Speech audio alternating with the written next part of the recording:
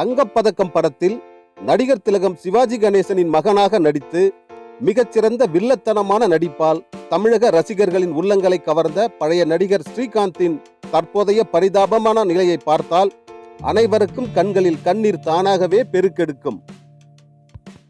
பழைய டைரக்டர் ஸ்ரீதரின் வெண்ணிற ஆடை படத்தில் அறிமுகமானார் நடிகர் ஸ்ரீகாந்த்.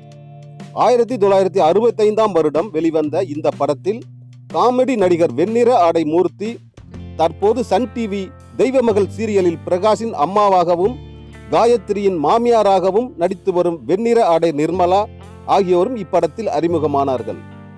இந்த படத்தில் முன்னாள் தமிழக முதல்வர் ஜெயலலிதாவும் முக்கியமான கதாபாத்திரத்தில் நடித்திருந்தார். ஜெயலலிதாவுக்கு ஈடு கொடுத்து இந்த படத்தில் நடித்திருப்பார் வில்லன் நடிகர் ஸ்ரீகாந்த்.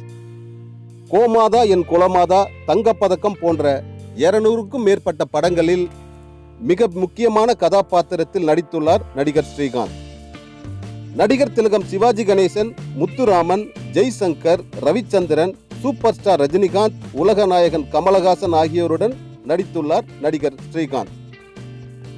1996 வருடம் டிவியில் ஒளிபரப்பான மங்கை டிவி சீரியலிலும் நடித்துள்ளார் நடிகர் ஸ்ரீகாந்த். 80 வயதை கடந்துவிட்ட ஸ்ரீகாந்த் முதுமை மற்றும் வயது முதிர்ச்சியினால் ஏற்படும் நோய்களால் பார்ப்பவர்கள் மனதை கலங்க வைத்து கண்ணீரை வரவழைக்கும் நிலையில் உள்ளார்.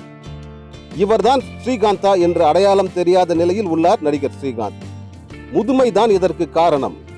இவரது குழந்தைகளும் உறவினர்களும் நன்கு கவனித்துக் கொண்டாலும் கூட காலமும் முதுமையும் இவரை அடையாளம் தெரியாத வகையில் மாற்றி கண்ணீரை வரவழைக்கிறது.